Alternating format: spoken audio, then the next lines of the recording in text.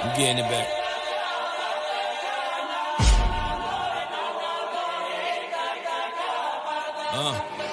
See me and all my family. Don't buy the bullshit you're talking about. Stop hating on the next man, get up. Most talk tough, but ain't no killers. To my little man, ain't no man realer. Cause Papa make sure that he always eat dinner. They shooting for the paper. He don't change for a little bit of change. Wave to them haters. Hi hater, mad they bitches love me like vibrators. Been sick since pushed through labor. Spent chips like I never ever planned for later. Stop worrying and counting the next man money. Fucking calc.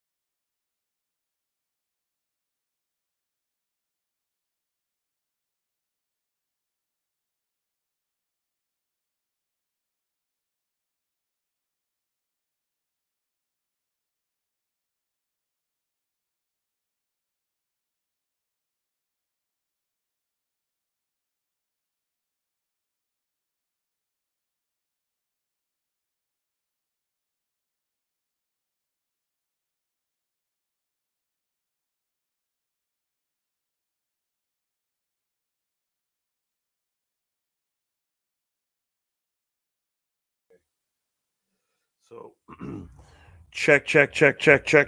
1, 2, check.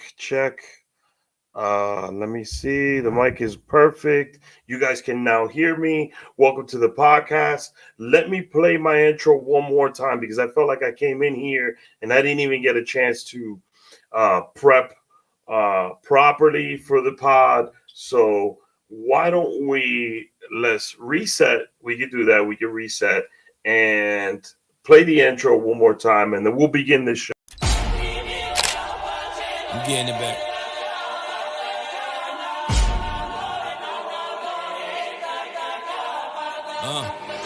See me and all my family.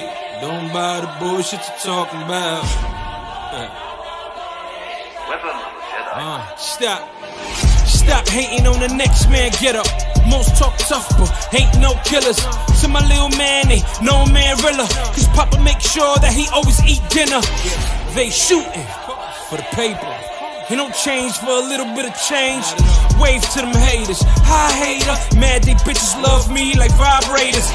Been sick since pushed through labor. Spent chips like I never ever planned for later. Stop worrying and counting the next man money. Fucking calculators. Flow classic. Yes. Welcome to the show.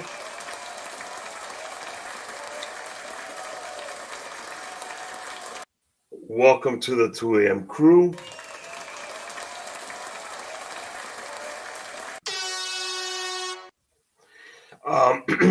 First and foremost, it's been about 6 weeks. I've been recovering from a surgery that I had to repair a hernia. You know, I can be honest about how things have been going. And so it's been a couple of weeks since I've actually done a show. I wasn't able to really sit up and do much. I'm still not able to lift anything over 15 pounds. It's been very chaotic, so to speak, for a little while, but I am back. I've been watching baseball while I was at home and able to work from home and recover. I was able to watch my New York Mets. I was able to watch Knicks games. I was able to watch some Yankee games.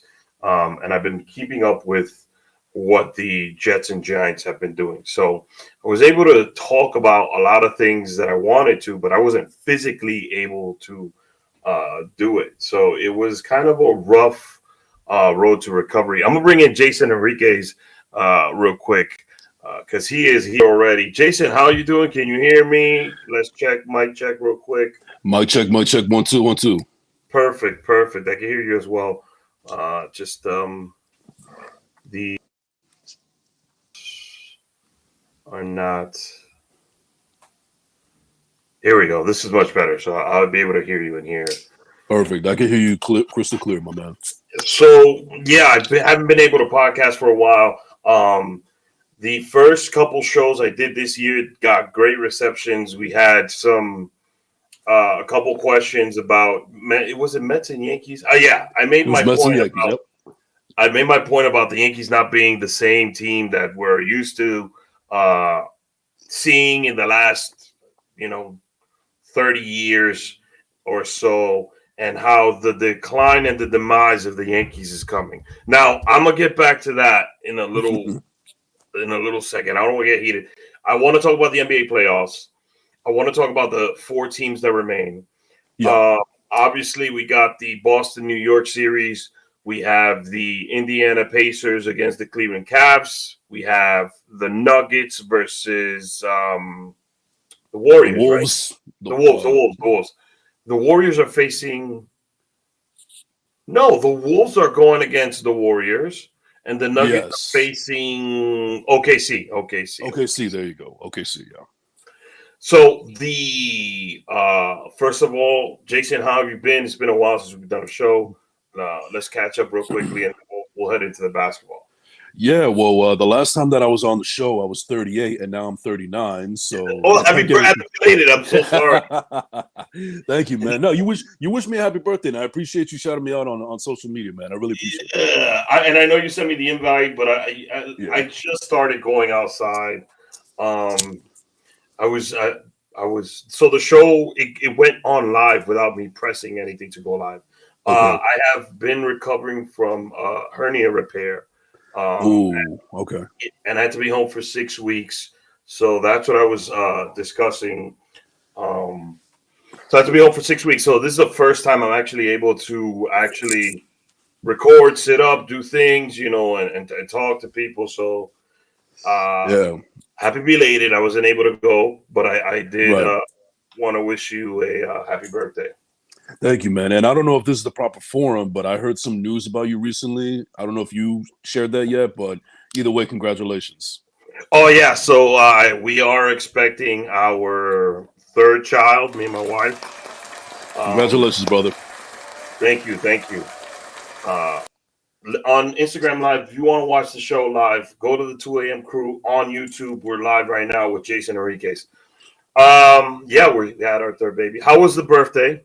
I saw the karaoke. I saw the. Yeah, it was honestly one of the best birthdays I've ever had in a long time. I want to shout out everybody that came out to show love and support and celebrate, and it was a great time. My heart is still full from it. I'm still on cloud 9. And, honestly, bro, so far, I don't want to jinx anything, but the blessings have been coming because literally that you've lately. Right. Yeah. And literally 25 minutes before we got on here, I just got an email that I just booked my very first stage play. So I'm looking forward to that. So wow. Look at that. I want to, round of applause to that as well. Thank you, man. But other than that, everything's just, everything is status quo. And, just really excited for the Knicks right now. Hopefully my Yankees get it together, and my Jets are like, eh. Oh, wait, well, that'll be the tale. I think football has to be dead last in what is New York sports. I don't think that's what people are focused on right now. No. Even if the season comes around, I think it would still be I mean, the Giants have a pass rush now, which I'm very grateful for, and we did the right thing. We drafted Abdul Carter. Very controversial. The NFL kind of blackballed Shador Sanders there a Yeah. little bit. I'm All not pranking. happy. Yeah, I'm not happy with the direction of the Giants, and then the Jets. I honestly believe the Jets will be a 7, 8, 9 win team this year. I think you're more optimistic than me, man. I'm looking more like a 5 or 6 win team. I'm not going into the season very confident. They have to keep Brees Hall, and they have to go back to the style of deep. They're ground and pound. And now with a mobile quarterback who's young, he's played with Wilson before. So I'm more optimistic about the Jets than the Giants. I'm actually feeling more optimistic about the Giants than the Jets, but we'll see when the season gets here. But I'm not. To be perfectly honest, this season for the Jets is giving me 2017 vibes when we had Josh McCown as our quarterback. So I don't have a lot of confidence this year. Damn, Josh McCown. So let's get back to the NBA playoffs. Yeah. So what'd you think of the Knicks game? Did you watch the whole thing? Were you one of these fans that tuned out at a certain point of the game? No, I watched the whole thing through. I don't know why. I guess because as I mentioned before, I'm a Jets fan, so I guess I'm a sadist and a masochist. I like to inflict pain on myself. So, but I just wanted to see something. Like there was at one point, especially when we were 20 points down, where I was convinced we are not going to win this game, but I want to see what we could work with. Obviously, I'm not happy with Mitchell Robinson right now. I think his days are numbered as a Knick. Honestly, I did like what our bench did. I like what McBride and Payne did for a while. And I'm still waiting to see Cad, but on the positive side, they rallied. You got to give him credit for that. Mikal Bridges finally showed up, especially with his defense. Made some phenomenal plays. I don't think that Josh Hart really got enough credit as he deserved in that game. And also Jalen does Jalen things. But also the narrative out there with a lot of people that are not Knicks fans is that the narrative is that the Boston Celtics lost this game. They basically gave the Knicks the game away because they shot and missed a whole bunch of threes. Yeah. So Boston took 20 shots in the third quarter. 19 of the 20 were threes. So the narrative in the media and all the sports journalists, and I put this up on social media, is: did Boston lose this game? Did the Knicks steal the game, or did the Knicks win the game? So I actually had somebody opinion, and I'll weigh in on it. My personal opinion, I think that the Knicks actually woke a sleeping giant. I think that Boston was looking at this team that was almost they should have been more competitive against the Detroit Pistons, and they pulled it out literally at the last second, thanks to Jalen Brunson being the superhero of New York.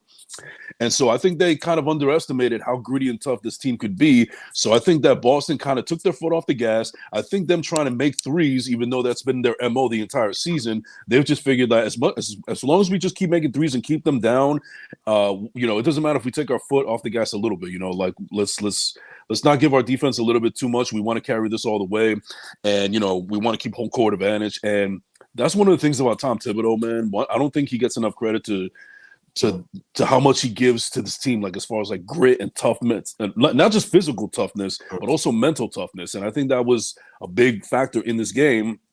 So it's kind of like 50-50. I think that Boston kind of underestimated how gritty the Knicks can be. And I also think that they took their foot off the gas, but I honestly feel like they just woke up sleeping giant, because I think they got embarrassed in front of the entire nation. And it was like, all right, we just lost whole court advantage to the Knicks. They're a tough team. We got to get back to the drawing board and put our A game. And also, let's not forget, Boston's dealing with injuries too, but we're not going to make that too much of a big deal, because on paper, they're still a better team than the Knicks.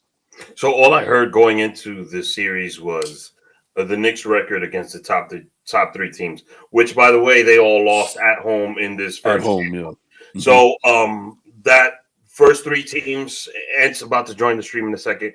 So all top three NBA teams lost at home. All right, so that's the first thing. The record of the Knicks against Boston. That's all. And welcome to the show. The record. Hey, what's going on, fellas?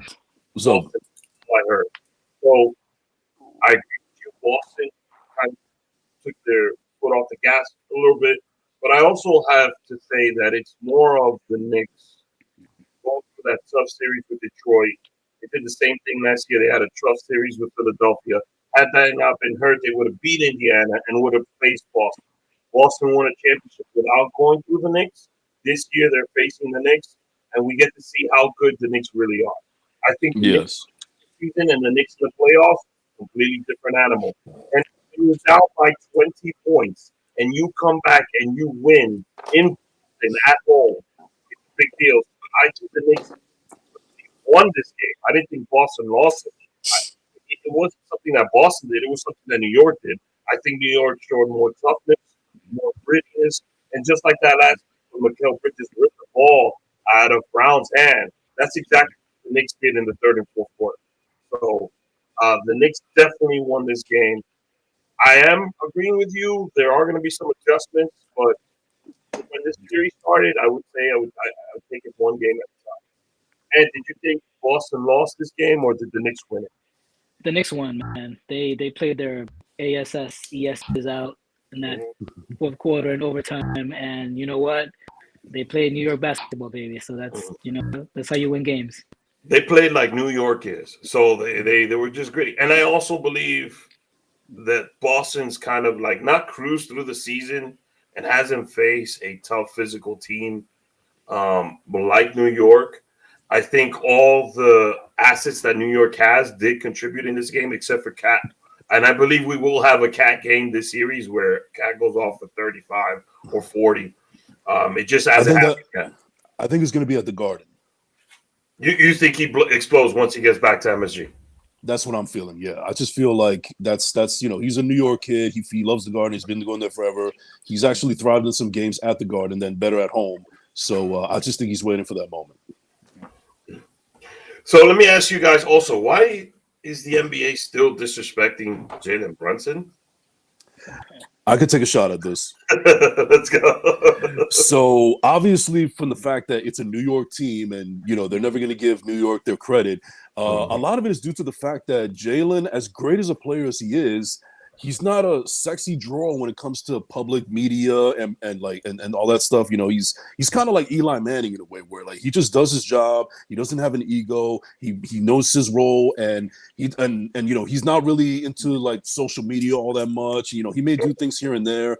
So it's almost like I don't want to say he's like Tim Duncan. I think he's a lot more than Tim Duncan, but it's just that since he's a New York player, he doesn't have that kind of personality that is come to expect it from people that are not from this area, when all they should really just focusing on is the play at hand. But because he's not this he's not the second coming of Joe Montana as far as Joe Namath as far as personalities is concerned. So and also his physical attributes, like he's like 6'2", but he looks maybe a little bit smaller on screen, especially compared to other ones. He might be small.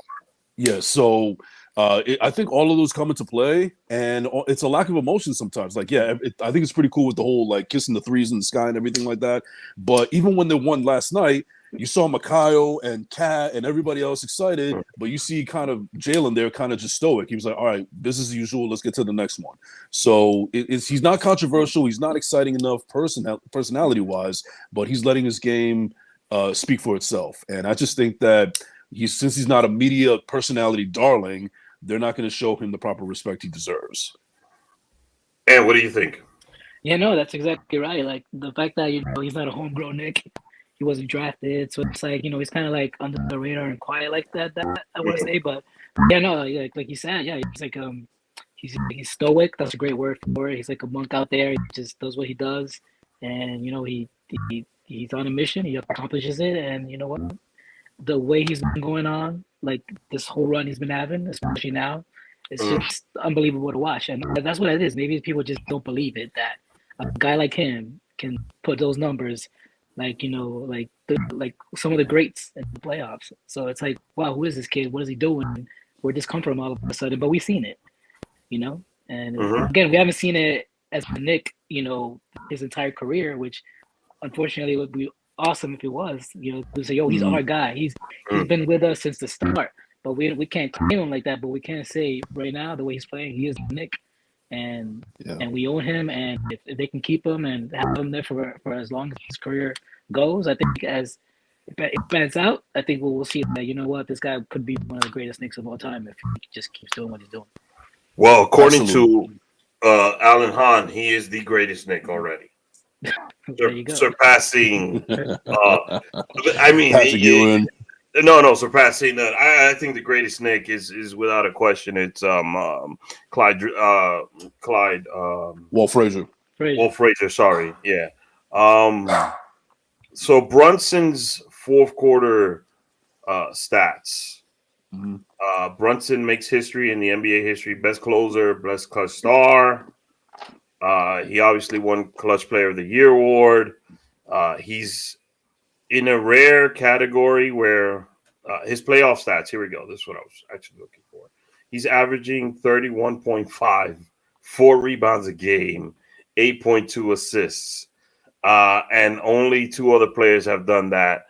And their names are Kobe Bryant and Stephen Curry. So, like, that tells you just how special he is. And I think 40 games, I think he's halfway to passing Patrick Ewing with the most 30-point games as a Knick. I think he's very close. He already passed Carmelo. But I think it has to do with like you said, it's not there's no person like Ant-Man, Anthony Edwards in Minnesota. Everybody loves that was him. the perfect comment. Yeah. Ant-Man is the face of the league, obviously, and they had this conversation: is it Ant-Man or is it Jason Tatum? And it to everybody is Ant-Man because the way Anthony Edwards goes about his business on the court, and he's also got the personality to match and the competitive and the drive. I see Brunson and I see a lot of Kobe Bryant. I'm going to be honest with you. Kobe was a guy that fourth quarter time that it's a different switch. You see it in his face. There's been games where he struggled the first couple quarters, but the fourth quarter comes on 14, 15, 18 points in the fourth.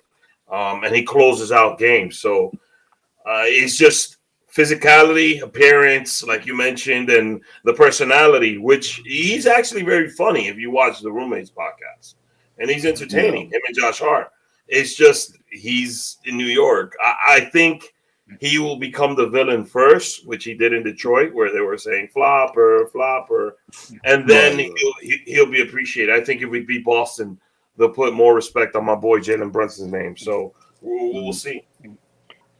Yeah, go ahead, Anthony. Answer that, but if he does go, like, let's say if and when the Knicks do go to the finals and make it have that huge crowd, the market that's going to expand to watch him play, I think that is open more things up for him. Like, yeah, he's in New York right now, but once he's in, the NBA finals with all the spotlight on him, and people are going to be like, all right, who is this guy? How come Bumble F Oklahoma guy hasn't heard of Jalen Brunson? Yeah. If he does, make the finals and he plays and puts up these numbers, they're gonna be like, wow, this guy, I want him on my team. I'll get him on my team. I don't think with the cachet that Jalen's already established, taking less money to be in New York, to have the pieces around him, $100 million less to stay in New York. And the Knicks are going to extend him after the next season. I don't think he'll ever go anywhere. I think he's already established here. I think you can make a case right now for having a Brunson statue outside of MSG because these last couple of years he's provided some very good moments for the Knicks. So I think we'll just see. And I'm not. You've mentioned finals. I'm not there yet. I'm gonna bring us back down to earth tomorrow. Let's talk about Game 2. What adjustments does Boston need to make? What adjustments do the Knicks need to counter with in Game 2? I mean, I just think the Celtics take advantage of the home field and let the crowd, do what they do and bring them back. I don't see the Knicks taking Game 2 in Boston. It's going to be tough, but that's the adjustment the Celtics need to make. Just feel the crowd. Whatever mistakes they made, they gotta seal it up because they're not a goofy team. They play like lights out basketball. So they just keep playing their game and don't let it get away. With the Knicks, just play tough, man. Just keep playing tough. The spread on Vegas right now for Game 2 is 10.5. Oh, there you go. Because home field or the home court advantage. Mhm. So A little home cooking in that spread right exactly, there. that's always a big plus, big positive to have. But again, I mean, if the Knicks do manage to take game two, then Boston's gonna have quite a hill to climb, and you know what, it'll be looking really good for the Knicks to take game two. Jason, what do you think some adjustments the Knicks should make and Boston should? By the way, Boston shot a record 45 threes in Yep. game one. I'd never heard of 45 threes being hoisted up in the game. I grew up in the 90s basketball era, so 45 threes in one game. What do you think, Jason? Apparently, everybody's Stephen Curry on the Celtics. But no, I think the adjustments that needs to make. I think that Thibodeau actually made some adjustments late in the after halftime because it looks like these guys just weren't focused. They weren't in it. I mentioned before that Mitchell Robinson wasn't providing, even though the rest of the bench was. And I just think that they just need to clean up some of the mistakes that they made in the first half, and then keep the adjustments that they made on the second half. Also, studying film and seeing what the mistakes were that the Celtics were doing, besides just shooting for the three, because Celtics they live and die by the three. They're like the Golden State Warriors East with the threes. That's how they play their game, and they also should take advantage of the injuries to Jason Tatum. I think Al Horford may be injured or something, and also Dominic Porzingis, because like he's coming, like he's a little bit of a secret weapon to them, and they just got to contain him, especially as far as defense. They just got to go with their defense a little bit harder, so as far as I'm concerned. I think that we need to be aware of the Hack-a-Mitch situation that's going on, where Detroit did a little bit, and then that was part of Detroit's plan. Boston came out in the first quarter, and they tried to hack Mitch as well. I think we need to see a little bit of more OG and Mikal on the two wing players for Boston, which they started doing defense. Hop on YouTube, watch the episode live. We're here. We're discussing Knicks game one and game two. I think, like I mentioned, Cat's got to be more involved. I think the secret to the success for the Knicks not falling into a 20-point deficit is having Cat start off the game early, giving Cat the ball, pushing it to him, letting him get his 10, 15, 20 points in the first couple quarters, and then piecing it together in fourth quarter. Hey, Mr. Brunson, just take us home. I think that's the recipe for the game. I also believe I really like the one-on-one switch off when Al Horford's on Brunson, because Brunson had him on skates all game long. I also believe this series is going to be a lot easier for Jalen Brunson. I believe Detroit gave Brunson a harder time with Thompson and what's the name of and Schroeder? Is it Schroeder? Yeah, Schroeder. Dennis Schroeder. Yeah. Siri. No, I believe that. Why is Siri always popping up in the times we don't need her? Yeah. I actually believe you on that, Rick, because I think that even though Detroit is a young team, they were scrappy and they felt like they had something to prove. And then you also had JB Bickerstaff always lighting a fire under their ass and also complaining to the refs. They were just very, very feisty. But I think that Boston is a little bit more calm and poised, but and a little bit more of a mature team. But that could also be a benefit to the Knicks as well, because they don't have to deal with that kind of young scrappiness that Detroit has. And we just got to defend the three. Defend the three. More points in the paint. Get Cat involved early, and have OG and Bridges handle the wings. And then when we're on offense, switch off. I think we have a recipe for this series, the rest of the series. Let's see. What do you guys think if Knicks take game two in Boston as well? How does that series play out? And let's go with the reverse. What if Boston wins game two? Is it a Knicks playing with house money in game two? I don't think they're playing with house money. I don't think they could get cocky. I don't think they can get anything. They just have to stick to the game plan and clean up some of the mistakes that they made. Now, if the Knicks win this game and Boston goes 0-2, Knicks in 6. If it's the other way around, Celtics in 6. Either way, I don't think it's going to a game 7. You don't think this will go to a game series? On either part. That's why I think this game right now, coming up tomorrow, is incredibly important, because to me personally, in my opinion, it's going to determine who's ultimately going to win the series in 6. Well, Joe Torre, famous Yankee manager, always made it a priority to win Game 2 in every series that the Yankees played when he was at the helm. So there might be something to that. And what do you think? Yeah, no. If the Knicks go up 2-0, that's like an amazing luxury to have. You know, you go back home, you go back to New York, and you know what? I mean, I don't want to be Boston coming to New York down 0-2 because Mhm. the crowd's gonna give it to you. You got to play like 1,000% perfect to even have a chance. I mean, again, Knicks go 2-0, come back home. Like I agree with Mr. Enriquez over here. It's 6, but also if like the Celtics tie the series, like you said, man, you got to get those 2 games. But you go 1-1, it's anybody's game at that point. It's anybody's title to lose or Well, let's say series to lose. Boston does win the game, but it's a 1 point game, and the Knicks fought really hard, and it was tight, and Boston still ekes out the win. How do you feel about Boston? Is it still Boston coming to New York a little shaky? Like this guy's almost they almost took us for 2 games out here in Boston. I mean, winning in Boston is a big deal. That's why Yeah. I felt like winning that first one they basically went to the biggest bully in the yard and punched them in the mouth. That's what the Knicks did to Boston, in Boston. So Right.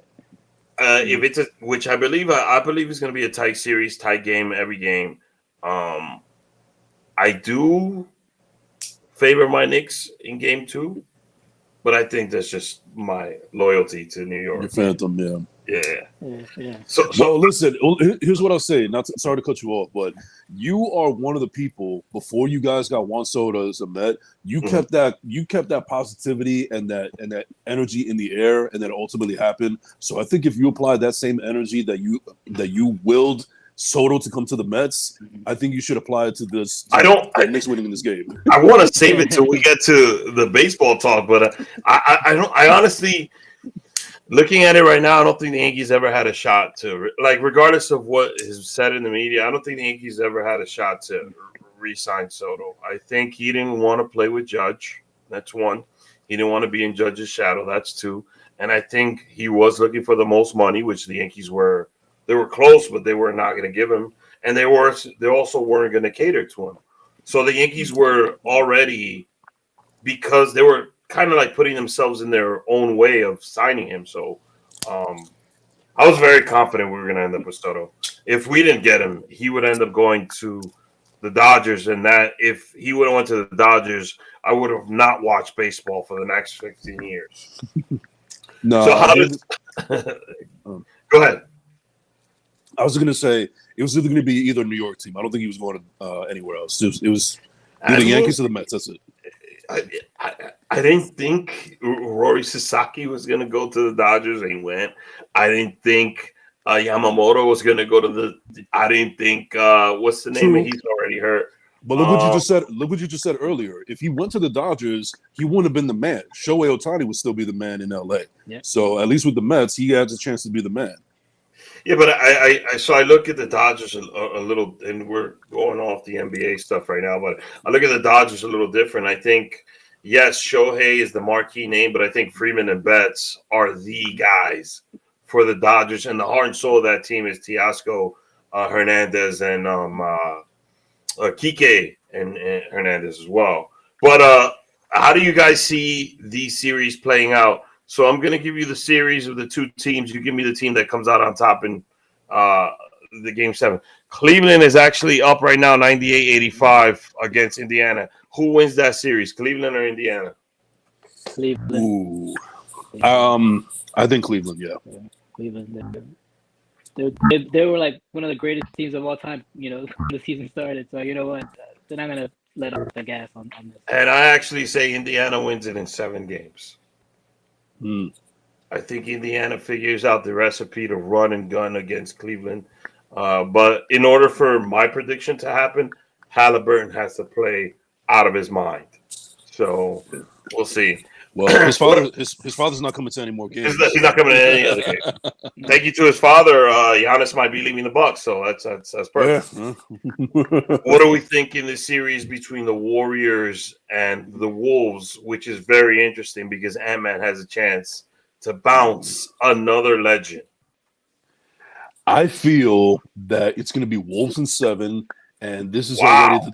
I think the Wolves in 7, and this is going to be the decline that the Warriors. I don't think that. I think this is the part where people realize, okay, the Warriors are like the Patriots; they're no longer a thing anymore. Okay. I can see an argument for that, but all right. Also, Rick, you got to go for the Wolves, baby, because A-Rod, man. I mean, Come on. and also low key, DiVincenzo's on that team, so I'm rooting There for you him go. too. okay, so I believe Warriors in 6. Actually, I think the experience, the playoff runs. I think Curry's gonna actually come out vintage Curry in this entire playoffs run, Western Conference, maybe even the finals if they get that far.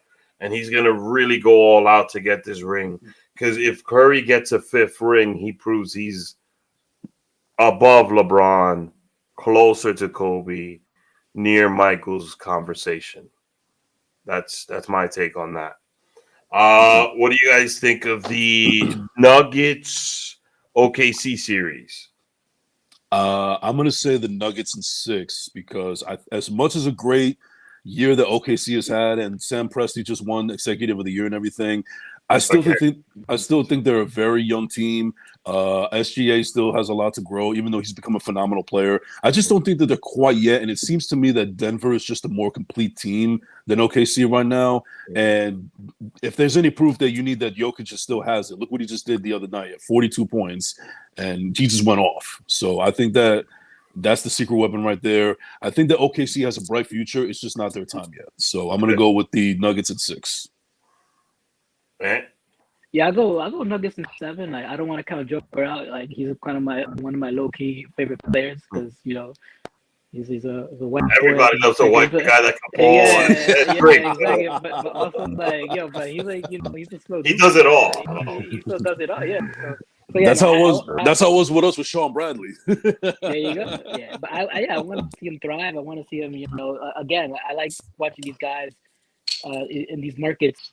Show off the talent and then just keep going and going further to the series, so that way people can watch him ball out, which I want to see. I don't get to see him play that much, but if he ends up being in the finals or something, it'd be like, oh wow, I can watch him play for hopefully another 7 more games. Right, and I'm always gonna have respect for a team that beat Miami in the finals. So I'm good. So I'm gonna agree with you guys. I do Nuggets experience and too much veteran leadership on that Nuggets team over the young OKC team that's still on the rise. I believe they're one more season away, maybe next year in the playoff run. But the X factor to me is not Jokic, it's Westbrook. I think this is all about Westbrook's revenge. And he already took revenge on the Clippers. There's going to be a Westbrook game in this series where he does an insane triple-double. And he's going to play lights out. Also, we didn't mention Jamal Murray and the other cast members of the Nuggets. There's just too much firepower for Denver to lose this series. Now, Knicks and Celtics. Yeah. Knicks and Celtics. Don't hurt me here, but give me your honest opinion. You know what? I want to say Knicks. All right. So put it on the paper. Put it on the paper. Let's go. If the Knicks win, game 2 in 6, just like Jason said, but I want to see them go full 7. I want to see the Knicks take it out, advance, because we need that. We need to see it. We need to make it happen. And I just think the Celtics need to be, brought down a peg, and that, I don't want them to be defending champions. Which this will be the second time. I think this is the last year we see this current incarnation of the Boston Celtics. I think next year the Holiday or KP moves on. So, but Jason, give me yours, and then and you said Knicks in 6, right? Knicks in 6 if they win game 2, but I think it's going to go 7, and hopefully I want to see the Knicks win game 7 and take it out. My heart is saying Knicks in 6, but my wallet is saying Celtics in 6. So we're going to go with Celtics in 6. Okay, so I see this series going 6 games, and I see New York winning the series. I hope you're because right. they will be underestimated and the underdog in every game. And I don't think Boston didn't face a team like New York last year to get to the playoffs and win the championship. They kind of like cruised to a championship. So I'm going to take it one game at a time. I said I wouldn't give a prediction. I'm doing it for the sake of this show and of the pyramid that we're building right now. So we got New York and Cleveland. Who wins that series in the next round? I'm gonna refuse to comment because I don't want to say anything on that. But I'm optimistically looking for hopefully Knicks as Eastern a fan, Conference champs. but I mean, we had this discussion with with the playoffs for baseball. You know what my heart was saying, what my head was saying. But Yeah. if my head was to choose Cleveland, but the heart wants to say Knicks. But Okay. again, I can't. It's tough, man. It's so tough. Angel, Jason, you're going to agree with that assessment, or do you? Yeah, I think I'm inclined to agree with him now. Okay, so you guys are being fooled by the regular season play again. Remember, Knicks in the regular season is not the same team as in the playoffs. That's true. I don't think Cleveland has faced a tough physical team like New York. Cleveland is better talently and talent-wise, and they have a lot more depth on the team. But I just think the Knicks just find ways to do the small things, all these hustle plays, and they get physical with these teams. I think the Knicks' toughest series was Detroit, and they went by Detroit already. No other team is going to play them as physical as Detroit. Now the Knicks are going to play the other teams physicality-wise as Detroit. But you guys are going to be surprised. In the Western Conference, who goes to the finals for you guys? You guys got Wolves, Nuggets in that matchup. I have Warriors, Nuggets in mind. For me, it's the Nuggets. I think the Nuggets are going to make it to the Western Conference. I don't want to give Curry his flowers, but I mean, he could be the GOAT, at this point. Well, the GOAT playing right now. So, yeah, why not? No, you picked the Wolves. Yeah, I know, but again, it's like the heart and the brain, man. They don't go well together. No. If it's Warriors Nuggets, how I see the series again, I see Curry in the finals. And in me, my finals matchup would be Golden State, New York. I'm guessing you guys are Cleveland and Nuggets. That's yeah. Yeah. And I think I see Curry getting his last ring in 7 games against New York, the team that didn't get to draft him and the team he wanted to play for. And the Knicks just show that they have progressed to another level. So basically, everybody wins. I win because if my Knicks make it anywhere near the Eastern Conference or Finals, it's a win for me. I'll take it. If we beat Boston, that's a huge step forward. And you know who would get their first ring ever? Jimmy Butler. If Butler would get a ring. Wow. He would finally get a ring, yeah. But it's all about Curry, right? Curry, a couple things people said, Curry wouldn't get rings without Kevin Durant. That's not true. Curry's got 4. Durant's got 2, right?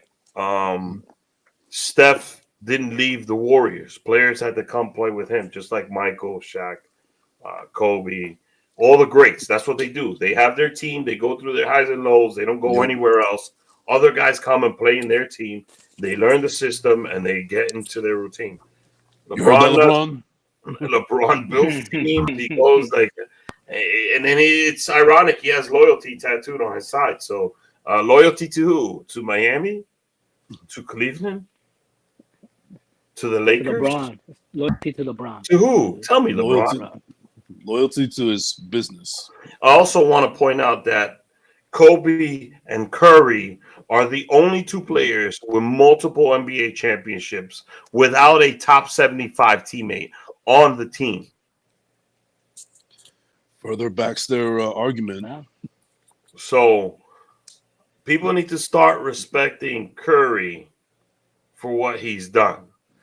KD left to join him to get a ring. It wasn't like, oh, KD come. No, Curry was going to get multiple rings without Durant. Yeah. And what has Durant? He already got rings without Durant before. Yeah, he did. So he has 2 without Durant. Yeah. So what has Durant done without Curry? And that washes that equation. I'll tell you what he did. He Destroyed Brooklyn. He destroyed Brooklyn, destroyed Phoenix, and but that's why I'm happy for Kenny Atkinson, and we're in his situation right now. So, yeah, let's talk baseball. I know we've all been dying. And then one last thing. So, New York Sports, the Instagram page, they did a Fugazi, and I'm gonna say this Fugazi King of New York tournament. Right? Let me go to their page. Because I want to talk about this. It really grinds my gears, right? So Peter. They did this Fugazi King of New York tournament a while back. Let me see, because it was Aaron Judge that won. Is this all time or current? I don't. Current King of New York, and I'm not going to. So this is what they had, right? So they had on one bracket they had Judge, Sauce Gardner, Igor from the Rangers, and Lindor. And on the other side, they had Brunson, Dexter, Lawrence from the Giants, Juan Soto, and Cat, right? So these are the 8 people they picked as the King of New York's, right? This is like current players. So in the Judge Sauce thing, Judge, they put obviously Judge won, which I'll agree. I'll agree on that one. Sauce hasn't done shit in New York City to, whatever. He only has 1 interception in 3 years. Igor versus Lindor. They put Igor over Lindor. White privilege. I mean, Igor's been a New York team member for a long ass time. But Lindor's been a member for what, like? Lindor's been a member for 6 years already. 6 years already. Igor's been a Ranger for like almost 20 years. No, he has not. No, he's not. No, he has not. Has Igor done for the Rangers what Lindor's done for the Mets? Second in MVP voting. Should have multiple Gold Gloves already. Should be multiple All-Star with the Mets. Has not gotten that. Took the Mets to the NLCS last year. Beat the champions twice in that NLCS. Multiple walk-off home runs. Should be the Mets captain. Igor over Lindor.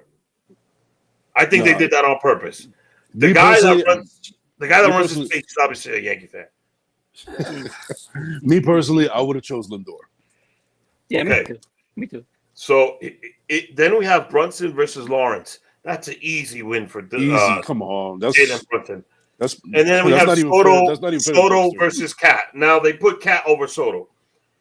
They have Soto in a Mets uniform in this bracket. But see, that's recency bias. First of all, Soto should be wearing a Yankee uniform in this bracket because this is when he signed with the Mets. He hadn't played for the Mets yet.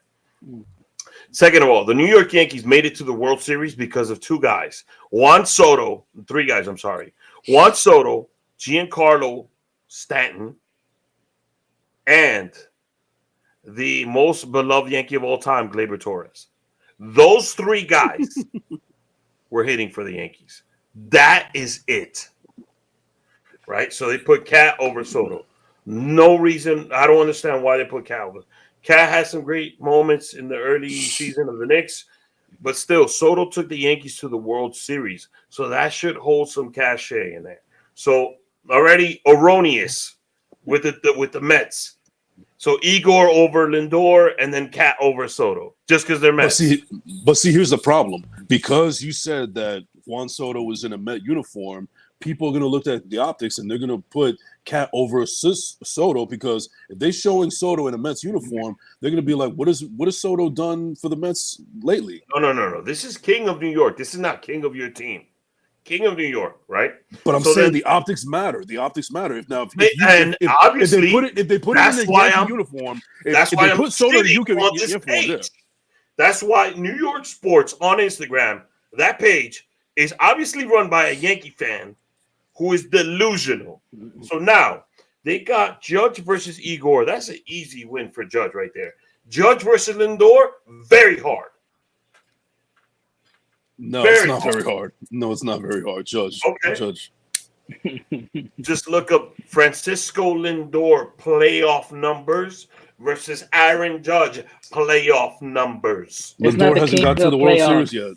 It's not the king of the playoff sports. It's not the king of the playoff sports, but who is a all right? Lindor is not even. Aaron Judge has actually been the face of all baseball, not just New York baseball, but some people have made the argument that he's been the face of baseball for some time. Judge Lindor has. Ohtani, that's the one and 2, 2 and 1. It's interchangeable. Judge and Ohtani. People know who Judge is. People know who Ohtani is. Not a lot of people outside of New York know who Francisco Lindor is, and that's not his fault because he's a Met, and it's not his fault, but it's because he's a Met. You're doing it right now. You as a Yankee, the disrespect is crazy. Okay, see, now this is where I call you a delusional Met fan. No. Because you're taking this as disrespect. I'm not disrespecting. I'm just stating facts. So I'm going to put I'm not trying to be facetious. Lindor and Judge, right? Yes, regular season. This is the Peyton Manning, Eli Manning conversation all over. Lindor win MVP? Lindor he was second in the MVP voting last year. The only reason he didn't get it was because a DH, the MLB never gave an MVP to a DH. They gave it to Ohtani because he brings the Japanese market, Japanese money, and he's a pitcher and he's a hitter. He hasn't pitched in 3 years, but we're still like, oh my God, the greatest man walking alive. And he didn't do jack squat for the Dodgers in the playoffs. That was all Freddie Freeman and Mookie Betts. I'm sorry. So they give the MVP to Ohtani. Lindor is second. Nobody had a higher WAR than Lindor last year. Lindor wasn't even in the Gold Glove conversation, which is atrocious to me. Some Fugazi shortstop won it, right? Because we give Gold Gloves away in the MLB. That's what we do. Give them away, right? Second in the MVP voting, doesn't get a Gold Glove. Not an all-star. Explain that shit to me. Right? You got to hit 50 home runs and steal 50 It's the disrespect. All right, 50-50, never been seen before. But you know what? You give me a player from the 90s that wasn't in the top 10 in stolen bases. I put him in this era with these rules, they'll steal 100 bases. With the rule that you can't throw over, if you throw over twice, it's over for you.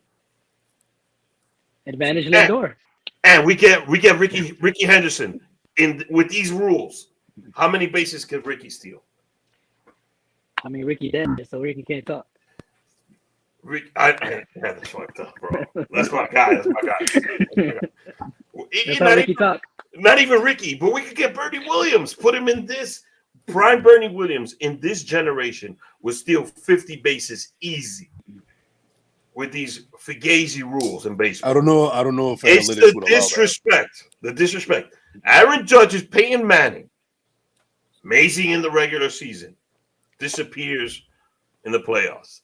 Francisco Lindor is Eli Manning. Clutch gene. Shows up. If he has the support around him, he can do something special. And he's got it now. And I guarantee you, when it's all said and done, Lindor will have more rings than Judge. I think that you are just.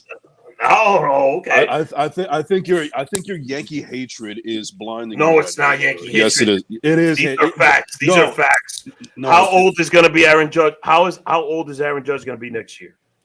34. 31, 34. No, he's going to be 35. How old will Garrett Cole be next year, coming off of Tommy John surgery? 32, 34. 33, 37. No, he'll be 35. 35. Stanton, 37. How good is Volpe? Is that working out? What is that? It's hot and cold. It's not hot and cold. It's just cold. For now. Volpe, if he was in any other ball club, would not be in the major leagues.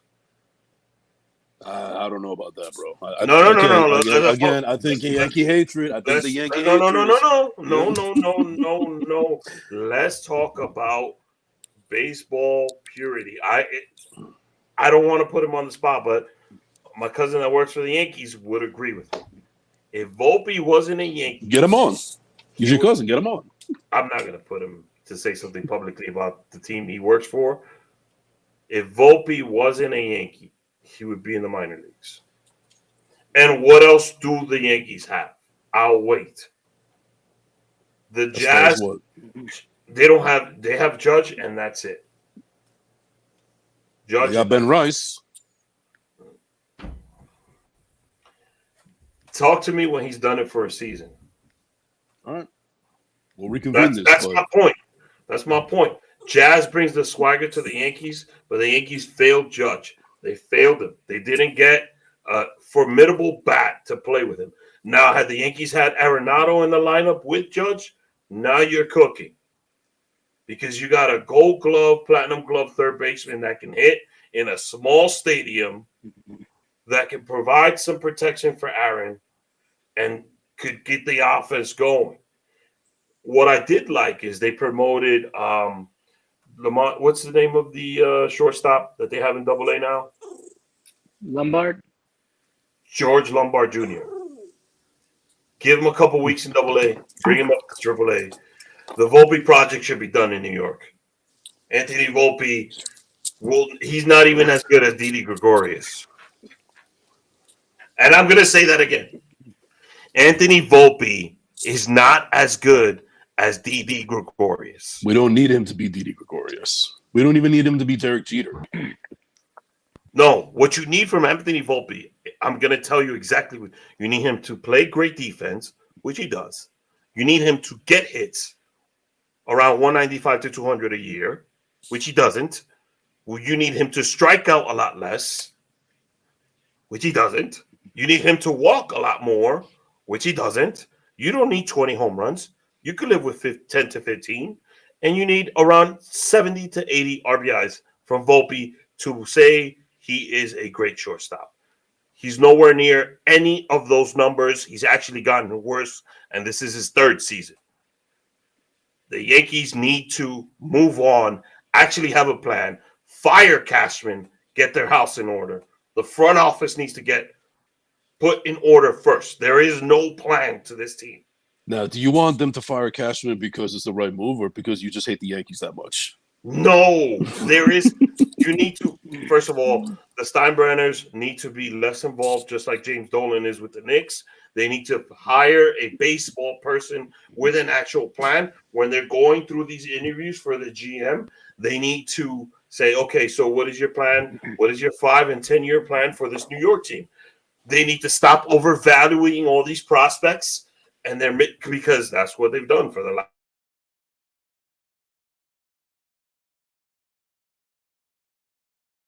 Anthony Bolton. No, let's hold on to this person. No, let's hold on. And guess what? So it's not Yankee hating. It's just I want you guys to be real with yourselves. Like honestly, there is no. That's why Soto left. What's the future there? You would have Soto and Judge, but what else around them? There's no young stars coming up. The minor league system is atrocious. You have Lombard. Build on him. You know, bring him up. Give him a chance. I do like Austin Wells. I really like Wells. I don't like him in the leadoff spot, but I really like Wells. You bring in a baseball guy with a plan. Or you need a president of baseball operations. It should not be Cashman. If you want to keep Cashman and be loyal to him, be loyal to him. You know, I wasn't happy about the David Stearns hiring, but I like what David Stearns is doing. That's what the Yankees need. That's what they're missing. A vision, an idea, and a plan. And Judge, you have Aaron Judge. You have the face of baseball. Stop leaving him out there to dry. I did like the Bellinger move, but so far it's not working out. It's not working out. Jazz got hurt. I expected that because of his age. Chisholm got hurt, but you know, and Goldie was a great guy to pick up. I would have been more competitive in the market. I always said the Yankees made all these moves. I like them all. I like the Goldschmidt move. I like the Bellinger move. I believe you like the Fried move? They overpaid, but they needed him. Especially now that after Cole went out, the Tommy John surgery. And the Devin Williams, like, what was that? They have an atrocious bullpen. Anthony and I had a conversation today. How's the Subway Series going to go? Let's be realistically, Anthony was like, we'll lead all the way up to this 8th or 9th inning, and then we'll lose the game. And I agree with him.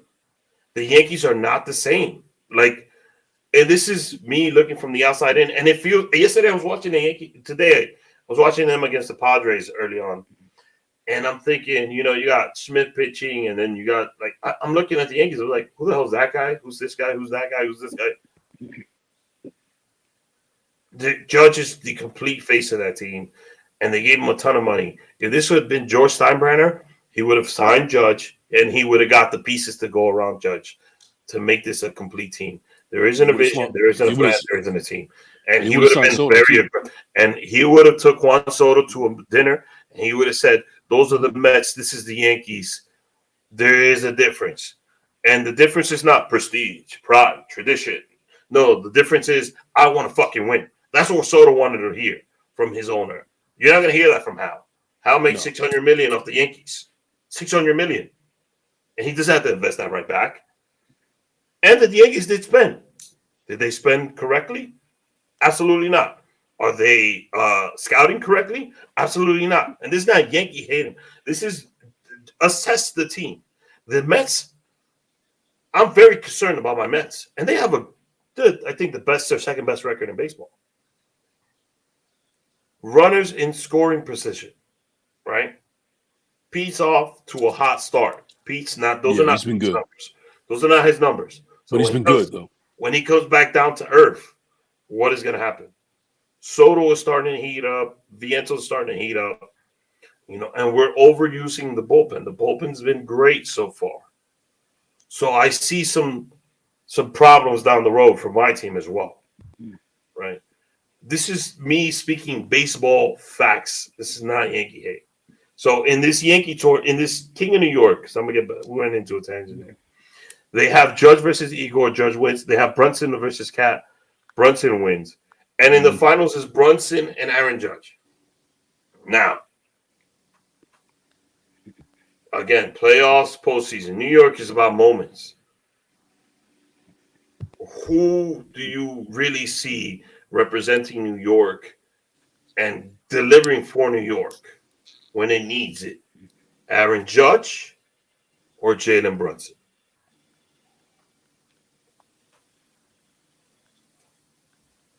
Who's going first? Me? Yeah. Either one. It's 117, 110. Cavs still leading. Wait, what's the score? Cavs up by 7, 117 to 110. Okay. I'm sorry. Repeat the question again when it comes to the Jalen and when it comes to New York City, New York, right? Mm-hmm. You know what New York is? Mark Messier's won 6 Stanley Cups, correct? That 6. Yeah, my bunch of them was Edmonton. Yeah, but he's remembered for which one exactly? I mean, he played on this one team in 1994. 94, right? Correct. Yeah. So this was like 50 years ago, but whatever. Larry Johnson was a Knick for a few years, but he's remembered for what? That playoff moment, right? Yeah. So Brunson, Judge, who has delivered for New York? You know what? I'll say, honestly, it's not about delivering in the clutch. It's not about, delivering in the playoffs. It's not about overall performance or stats. When I see Judge, for me, when I see Judge at the plate batting, whether it's in live or replay or whatever, I'm expecting him to do one thing and one thing only, and that's hit the cover off the ball. And when he does that, there's no feeling that I can describe, either the birth of my kids or hitting a home run myself. But watching him do it, it's just like one of the most beautiful things you can ever see. And he gets to play 162 games a year. He gets to hit 50 or 60 of those a year. And honestly, I would rather watch Judge hit a home run once a week. And at a season. It's like, what I'm saying is, you saw that Boston game yesterday and the game on Thursday versus Detroit in the NBA playoffs. And I just watched Aaron Judge hit a home run today, and that gave me more excitement than watching Jalen Brunson play yesterday. Okay. All right. Yankees up 8-3 on San Diego. Machado made a mistake. Judge is actually on third. might have the bases loaded for Austin Wells. I can't see. They've already batted around this inning. Yeah, so they're smoking San Diego, which is this is a solid win for the Yankees. San Diego's a pretty good team. Yeah. Give me your Jason. I honestly think they got it right. I think they got it right because listen, I'm a Knicks fan. I love Jalen. I think that he has the possibility to be the king of New York, but I just think that right now, Aaron Judge has the crown because he's been a Yankee for much longer than Jalen Brunson's been a Knick. He's won MVPs. He's been to a championship, even though he didn't play well or they didn't win without Soto. Give me one without Soto. That's all Soto. Nah, I can't say that. Well, you could say, then you could say that Jalen Brunson didn't get to the Eastern Conference Finals or the Finals without Cat. So no, I could say that. And Austin Wells just should have Grand Slam. And the kid that I said I like, that I think he's going to be a good ball player for the Yankees, Grand Slam. All right, here's my take. But hold on, I didn't finish though. No, but you said something felonious about the World Series. There's no way Judge gets the World Series without Juan Soto on that team. No, I'm not disputing that. But I'm not disputing that. But the thing is that he got there. Yeah, and also it's also like what have you done for me recently? And so far, Judge has a lot more than what Jalen has. Now, I'm not saying that Jalen can't be there, but I don't see Jalen as much as I love Jalen. You know, I love Jalen, but I don't see him being the face of basketball anytime soon. Just like Aaron Judge has been the face of baseball for quite some time. And also, this baseball and basketball, it's like different. We're making the wrong argument. So this is New York, right? This is King of New York. In New York, if it was Soto, it wouldn't be the wrong argument. If we're talking, no. If this is New York, we're talking about New York, right? So Anthony's a Knicks fan. I'm a Knicks fan. If it's basketball, if it's baseball, it's a big division. In New York, when it comes to the Knicks, there's a certain unity. There's way more Knicks fans in New York City than Yankees and Mets fans because that is the team of New York. New York is a basketball town first. The Knicks have not won since 1970. The fan base of the Knicks is so much wider and so much more hungry for moments. Brunson has delivered them in his. I think he's been here 3 or 4 seasons already. He's been to He's been to the postseason multiple times already. He's gotten to the second round. Listen to the names we compared him to already. And in a short amount of time, Judge's biggest knock, which I believe this season will be the season where the Yankees could say, F you to the fan base because baseball guy, baseball purist. Aaron Judge started to get in his bag when the World Series was over.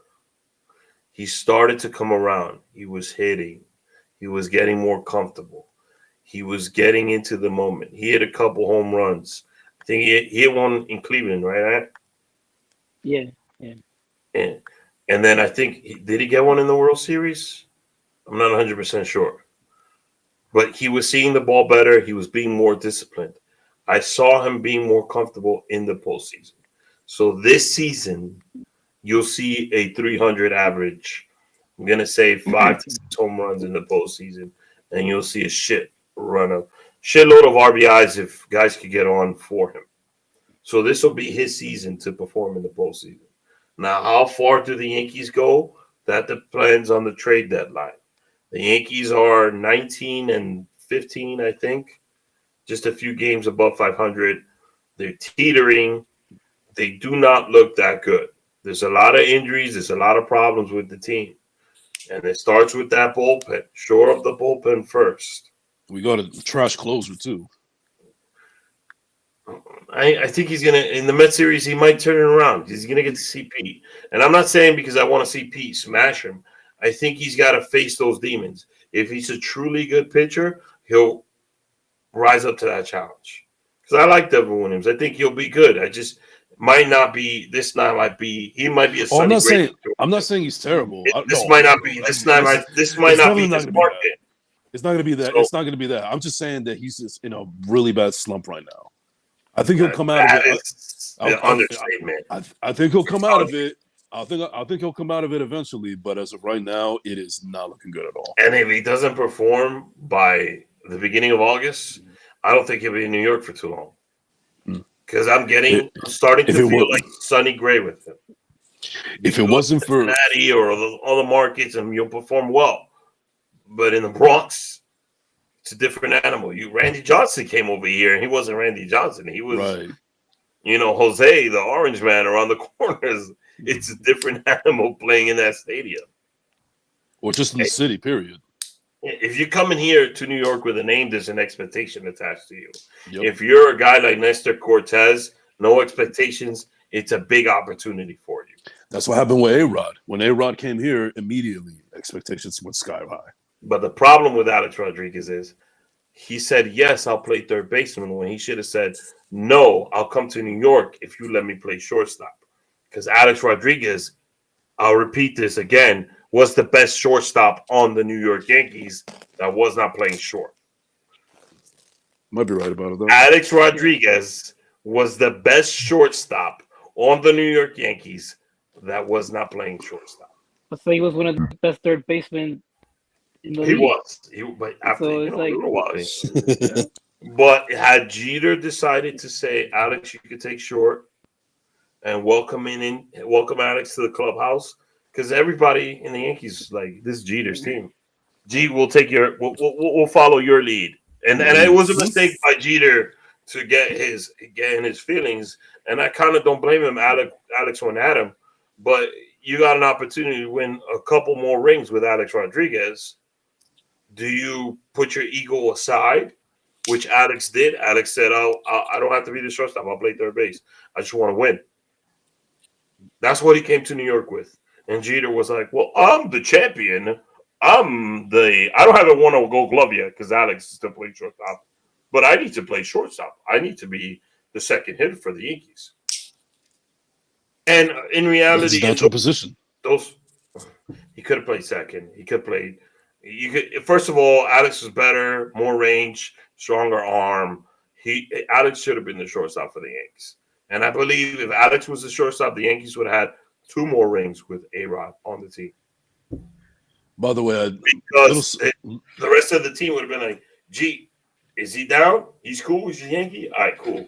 He's a Yankee. And Alex would have performed because he wouldn't have the expectations and the pressure on him.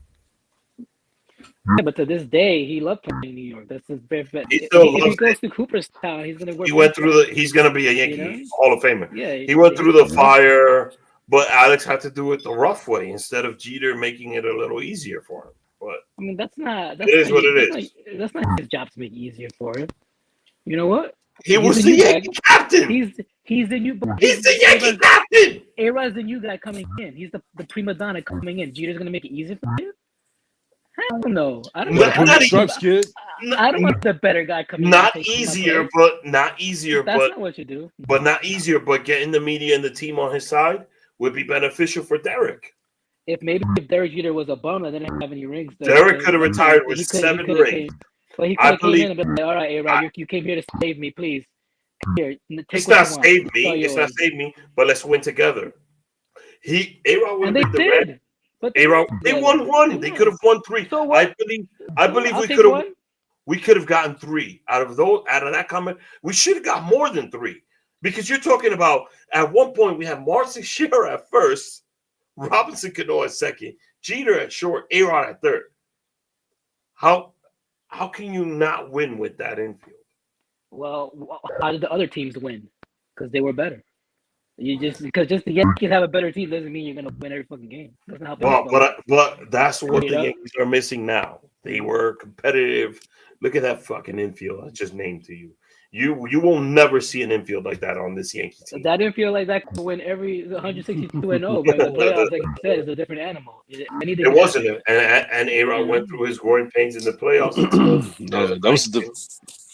There was a different time back then in baseball too. So let's wrap this up. We're over an hour here. What are some let's talk about MLB real quick. What's the best part of the season? What's the worst part of the season so far throughout all of baseball? I'm not sure about best, but I would say that the worst so far is that story about that fan that fell over on the railing. The Pittsburgh game, yeah. In Pittsburgh, yeah. I mean, that's just a sad story, and it's something that seems to continuously happen. Like, you would figure that MLB would do something about this already, and it's still a problem, unfortunately. Fan interaction is something that I'm very concerned about. I agree with you. I was very concerned about the two fans at Yankees. Happy the Yankees got rid of those two suckers and not allowed to go to the ball game. Reaching over and grabbing Mookie. Had it been a hated rival or something, Mookie Betts is one of the nicest baseball players in the game. Grabbing Mookie's arm while he clearly caught the ball already, and you're turning his hand, and you could possibly injure the player. That was something I don't want to see it in the game. So Jeffrey Mayer is a different situation. He reached over. This is apples and oranges. So. And by the way, no Yankee fan that I know of defends what those guys did to Mookie Betts. As far as I'm concerned, everybody universally, even Yankee fans, disagree with what they did, and good riddance to them. I gotta protect this wall. It was the stupidest thing ever. It was stupid. It was stupid. I understand it. I understand if you're reaching for the ball itself, but to interfere with the player, it's a different story. You're reaching for the ball, and Mookie's reaching in, and you're going for the ball, and you're not really paying attention to Mookie, and you're caught up in the excitement. Very acceptable. But to do what they did, and they pulled the ball out and all that, right? Yeah, unacceptable. To me, the best part of the baseball season is seeing the Dodgers not be who people thought they would be, and seeing how competitive that division is going to be. The worst part has been the NL East for me. I thought the Braves would be a whole lot better. I thought I would see a lot more activity in that division. I thought it'd be more competitive than it actually is. It will get there when Acuna fully returns. But there you go. And what do you think? Worst is the Yankees bullpen because they but you're talking from a fan's perspective, but all right. Yeah, but that's the thing. Like that, this bullpen. I guess, like I told you today, like you go into the eighth inning, you have the lead. It's not safe, No. And that's scary. You don't like seeing that because again, we should be at least 25, 26 win team by this point. Which as a Yankee fan, that's what I like to see because I'm spoiled like that. Yeah. The best is Grew up in a different era. Yeah, I know. For me, James Wood in the Nationals, like that's a man right there, boy. He's like 22, 23 years old, but he's playing like a grown-ass man. That's what I like to see, man. These rookies that just put these like veterans and big time players to shame. That's what I like to see. So James Wood for me is my favorite part. As this guy said, Soto spent the year with the Yankees and turned around and told them, "Nah, fam, I'm good." He did, but my conversation about Soto was revolving around the World Series appearance. And this guy agrees that Brunson is the king of New York. You see, just what I was saying is, if you take Brunson, if you take Soto out that lineup last year, do they get to the ALCS? Yes. The AL is a joke to me. The Yankees are 1A, and then there's whoever the fuck wants to be the second place team. The NL is much harder. Just look at San Diego, San Francisco, LA, all those teams in the West Coast, Seattle. I wouldn't sleep on Seattle. Arizona. There's just, Braves, Phillies, Mets. There's just so much more in the NL. So the Yankees will be in the ALCS more, but did you do enough to secure people around Judge in the World Series? And the answer is no. I think that one move that they had a chance to do, Luis Arias. You bring Arias in, you got a healthy bat to get people on base, something nice to put around Judge, but they didn't pull that trigger, so. Marv checked in with us. There were comments here. I didn't even. Happy birthday, Jason Enriquez. Happy birthday, Jason Enriquez. Yeah, it was my birthday on Saturday. That's why I said that. Oh, great. What player or team has surprised you the most about this MLB season? And that's our final question for the day. For me, it's Tyler Soderstrom, the Athletics. He's another young player. Was a rookie last year, but this year he's like already 10, 11 home runs. He led the league at some point. He was still early in the league, but just watching him play, especially the way the Athletics are going, that small market, and they're going to be in Vegas soon. So just watching him come up the way he's doing it, he's going to be a superstar when they go to Vegas. And for me, again, I like watching young players thrive. And for me, like this guy's been a surprise. And for me, he's him and Jacob Wilson, the rookie on that team. I mean, for me, they're the best young team to watch. And what team? Oakland as well for you? That's it's a surprise team that that you feel like have come out the game. I mean, yeah, I would say that because again, it's one of those teams that you think are not going to amount to anything this year. You think that's the second coming of last year's White Sox, but it's the White Sox again, unfortunately. Jesus, the White Sox. Oh my God. But Oakland again, they're surprising and just they're playing their hearts out because they know they're not going to be in California, anytime, So that's what Athletics are 20-16 this year, so that's pretty impressive.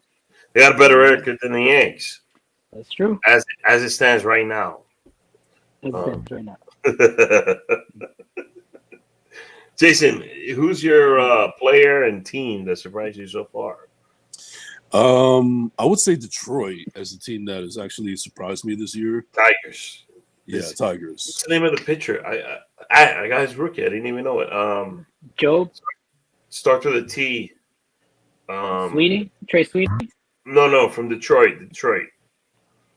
Yeah, but no, I gotta look up. Oh my God. it's called Keith. And This no, I got it right now. No. Oh, Scooble. Yeah. Scooble, there you go. There we go. The Cy Young, rating Cy Young. Scooble. Yeah. And one player that I'm really enjoying watching, even though his team is trash and they're always going to be trash, is Paul Skeens. Still a hell of a pitcher. Skeens is awesome. Team. I don't have a team. For some reason this year I've been enjoying baseball everywhere this year. And mentioned Oakland. You mentioned the Tigers. I've seen I watched the St. Louis Mets game the other day, and Michael McGreevy pitched for St. Louis. I thought he was impressive. I like all these young players. C.J. Abrams from Washington. Again, I want to spotlight him. I love James Woods. C.J. Abrams is someone to watch. There's a lot of young players in the game. I think the big game of baseball is in a healthy spot. I would like to see more black players contributing. That's why I'm thankful for Abrams and Woods to be on. But something CC Sabathia has talked about openly as well. No Chisholm? Chisholm is something the Yankees needed, and his swagger. Yeah, definitely. And grit. And he brings that to the ball club. And now that he's hurt, you kind of can see it a little bit. I really like Jackson Merrill from San Diego. What's that dude from the White? What's that black player from the White? Luis Roberts Jr. The White Sox. Luis Roberts is Roberts Jr. Right? And that's who he's Cuban, no? He might be Cuban. Are you talking about Tim Anderson? Tim Anderson, yeah. There you go. Tim Anderson, yeah. He's on a different team this year. Every team has some really nice players to watch. For me, I like what Machado's doing in San Diego too. On my Mets team, Tatis, obviously Tatis to me is the best player in baseball. For me, it's not even Soto. For me, I've been enjoying Luis Angel Acuna so much, and Siri before he got hurt. Siri is so dynamic on the base pass. I'm very excited about Ellie De La Cruz. I love Ellie De La Cruz so much. Just what he does for the game, like when he gets on base. Siri gives me a little bit of that. When he's on base, he's just a threat to steal. I think stealing bases is something that's coming back in baseball. I'm very excited about that. Good, yeah. I'm not excited about the rule where the pitcher can't 3 over or it can't look over more than 3 times. 2 throws, and on the third throw, you have to make sure you get them while it's a base on balls. Some of these rules are a little funky. I think they need to change that. But there's a lot of good young players that are coming up, and I'm very excited about.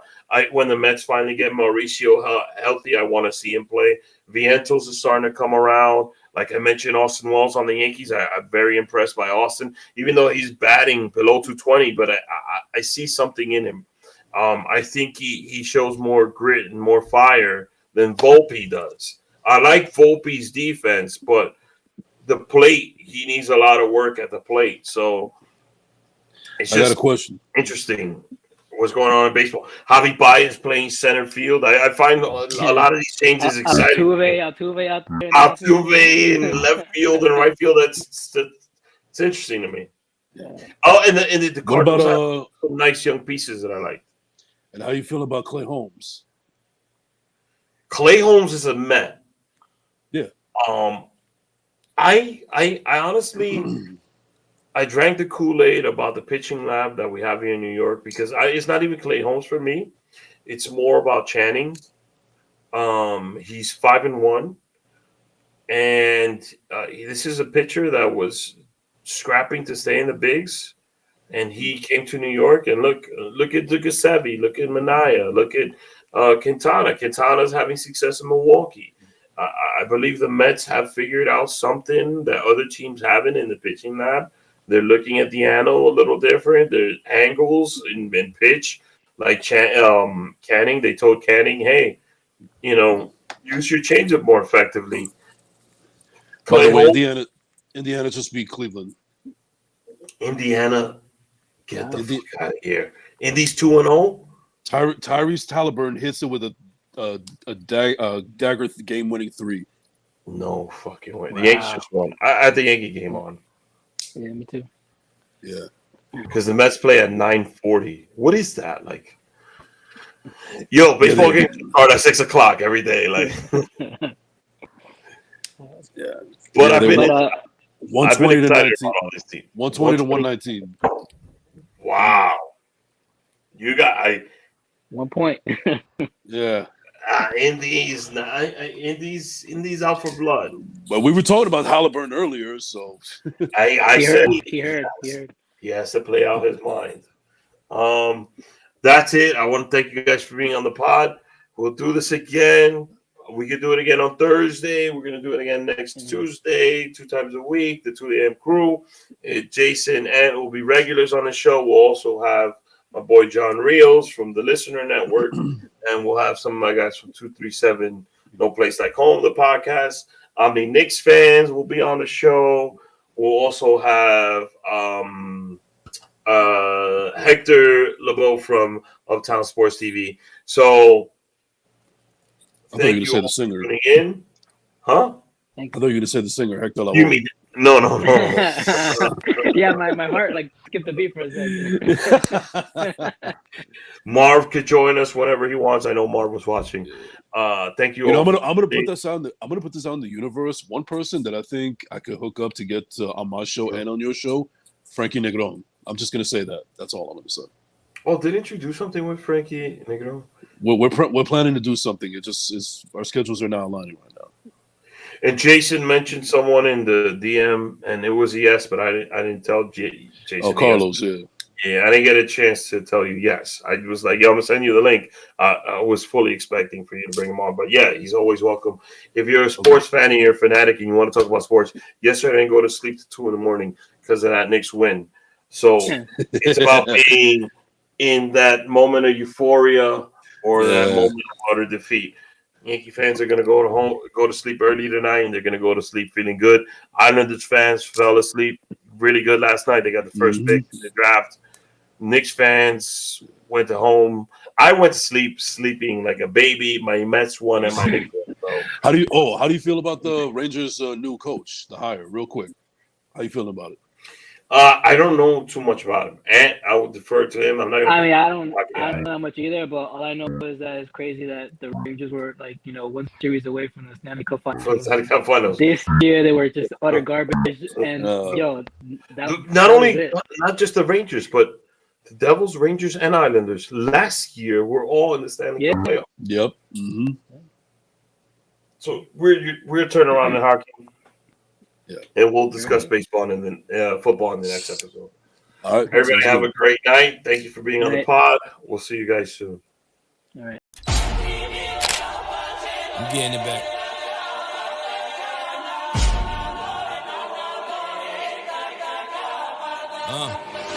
See me and all my family. Don't buy the bullshit you're talking about.